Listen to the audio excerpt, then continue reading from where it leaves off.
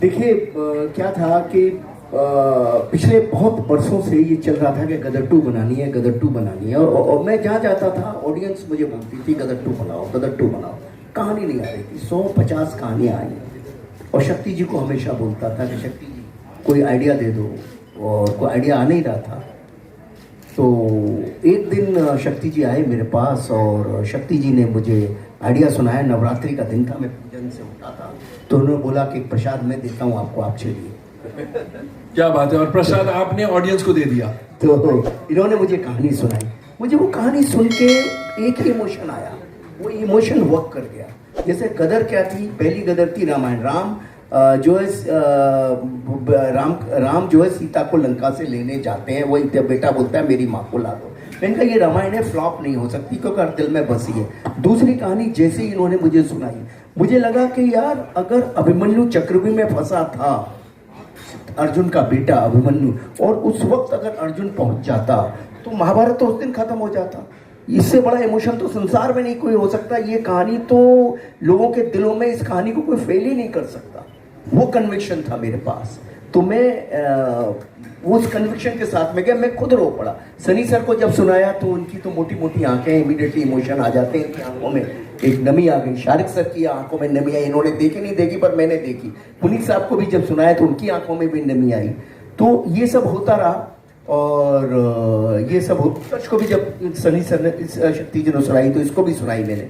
तो जब ये सब चलता रहा तो मुझे था कन्विक्शन, और मुझे ये मालूम था कि मैं ऑडियंस के इमोशन से खेल रहा हूँ।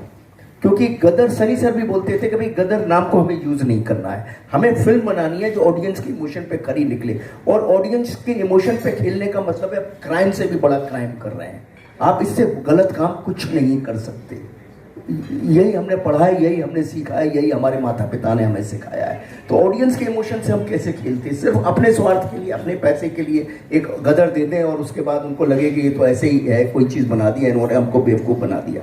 तो वो एक दिमाग में बहुत 10 दफ़े 15 दफ़े सोचा। और सनी सर ने परसों हमारे ऑफिस आए थे तो कमाल की बात कही, शायद वही बात वर्क कर गई।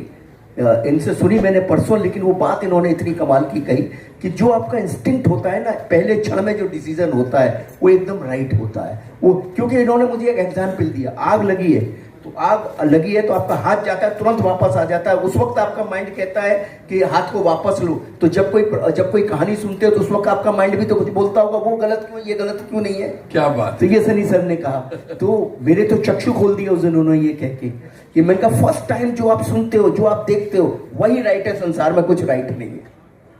तो वही जो शक्ति जी ने कहानी सुनाई, तो उसी कन्विक्शन के साथ मैं इनके पास गया और मैंने इनसे कहा, स्टूडियो थे, इनको कन्विंस भी करना था। और मैं जेन्युइनली इनको बोला कि मेरी लाइफ का या तो इधर है या इधर है, ये जीवन का मेरा इस तरफ है या इस तरफ है। मैं ऑडियंस को धोखा नहीं दे सकता। Either my story is going to over, और ये मेरी लास्ट ट्राई है। अगर कुछ करूंगा। वैसे ही हमारी इंडस्ट्री बोलती है कि अमेरिका में तो डायरेक्टर जितनी उम्र होती चली जाती स्पीलबर्ग की या किसी की भी, तो वो और बेटर होता चला जाता है। और क्योंकि वक्त के साथ आपका अनुभव बढ़ते ही आपको दुनिया ज़्यादा समझ आती है।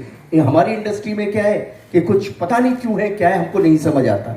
तो ऐसा लगता है कि हर कोई बोलता है यार अब तो पुराना ज़माना 90s 80s, पता